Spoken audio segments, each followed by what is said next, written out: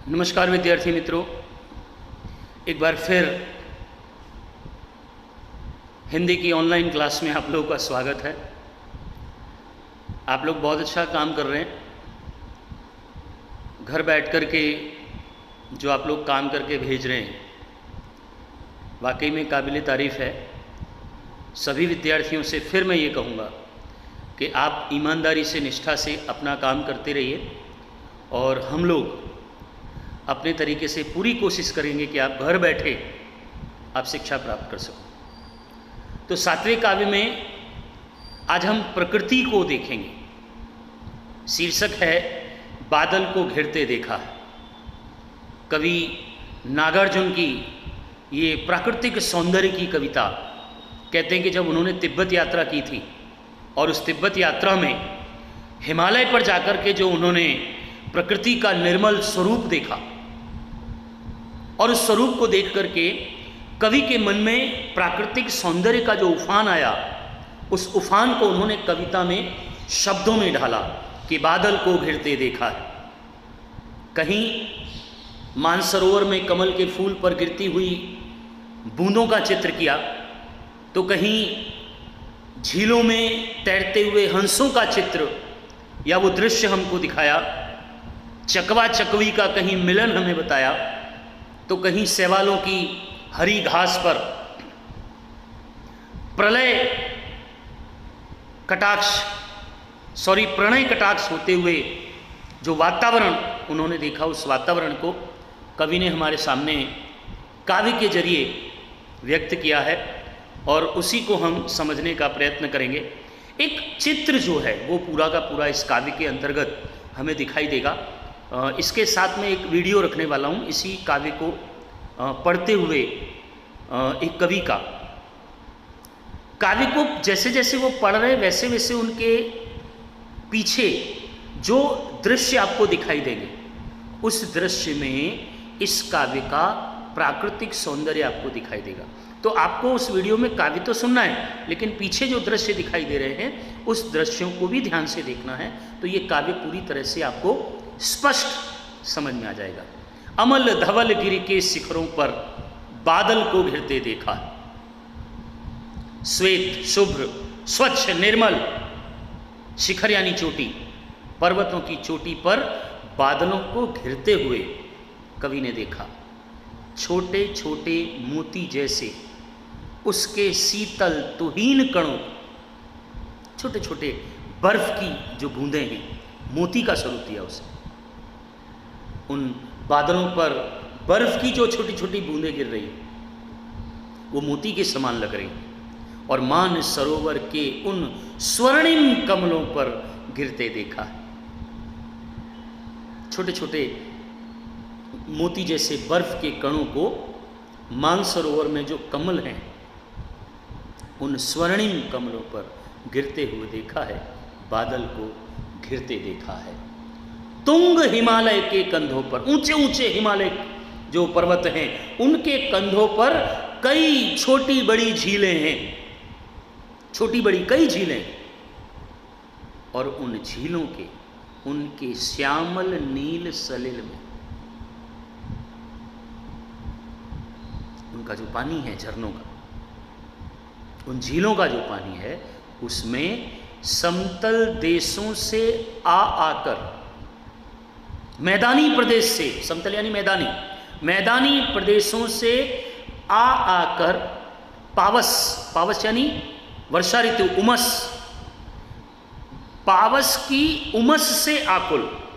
जैसे अभी पिछले 3-4 दिनों से जो वातावरण हमने देखा है, उमस वाला वातावरण, जहां गर्मी लगती है लेकिन बरसात नहीं होती, इसको उमस कहते हैं।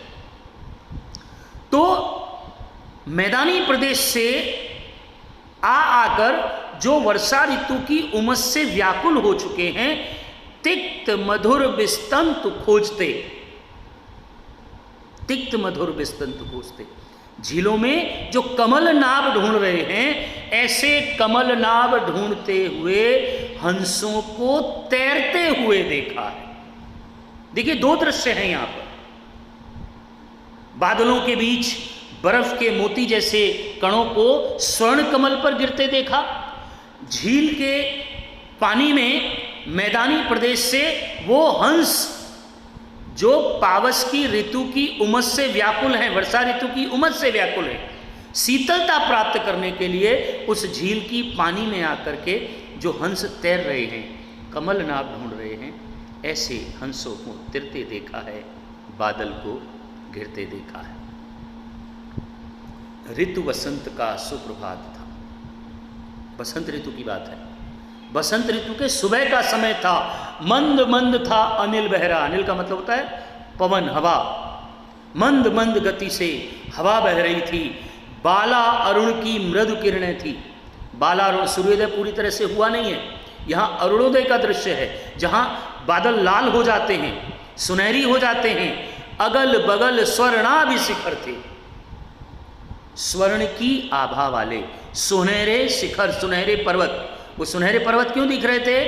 क्योंकि बाला अरुण सूर्य की किरणें सफेद हिमालय पर जब पड़ती हैं तो वो शिखर सुनहरी लगने लगते हैं। और ऐसे में एक दूसरे से विरहित हो, अलग अलग रहकर ही जिनको सारी रात बितानी होगी, ऐसे पक्षी चकवा और चकई, चातक पक्षी जिसको हम कहते हैं, सारस पक्षी, जिनको श्राप मिला हुआ है। ये पूरी कहानी है जहां इन चकवा चकवियों को श्राप मिला हुआ है कि वो रात में एक दूसरे से बिछड़ जाते हैं और दिन में एक दूसरे से मिलते हैं। जी हाँ, और ऐसे चकवा चकवी का यहाँ दृश्य कवि ने हमारे सामने रखा है कि एक दूसरे से विरहित हो, अलग अलग रहकर ही जिनको सारी रात बितानी होगी, सारी रात उन्हें एक दूसरे से अलग रहना पड़ेगा। ये श्राप मिला हुआ है उनको, निशा काल के चिर अभिशापित। ऐसा श्राप मिला है जिनको बेबस उन चकवा चकई का बंद हुआ क्रंदन, रोना बंद हुआ, क्योंकि सारी रात वो एक दूसरे की याद में रोते। उनका रोना बंद हुआ क्योंकि सुबह हो चुकी थी और फिर उनमें, उन दोनों में जो सारी रात अलग थे, उस महान सरोवर के किनारे शैवालों की हरी दरी पर, शैवाल पानी में उगने वाली हरी घास, उस शैवालों की हरी दरी पर प्रणय कलह छिड़ते देखा है। मतलब उन दोनों का जो मिलन का दृश्य है, प्रणय जो कलह है, जो एक दूसरे के प्रति मतलब मिलने का जो सुख है, उसको, उस दृश्य को कवि ने देखा है, बादल को घिरते देखा है। जल्दी से हम काव्य में जो दृश्य हैं उनको फिर से एक बार देख लेंगे। शुभ्र और श्वेत गिरी के शिखरों पर बादल को घिरते हुए कवि ने देखा। छोटे छोटे मोती जैसे बर्फ के जो कण हैं स्वर्णिम कमल पर जो गिर रहे हैं, उस दृश्य को देखा। ऊंचे हिमालय पर जो छोटी बड़ी कई झीलें हैं, उन झीलों के पानी में मैदानी प्रदेश से पावस ऋतु की उमस से व्याकुल होकर के शीतलता प्राप्त करने के लिए जो हंस वहाँ पर कमलनाथ ढूंढ रहे हैं, वो दृश्य को कवि ने देखा।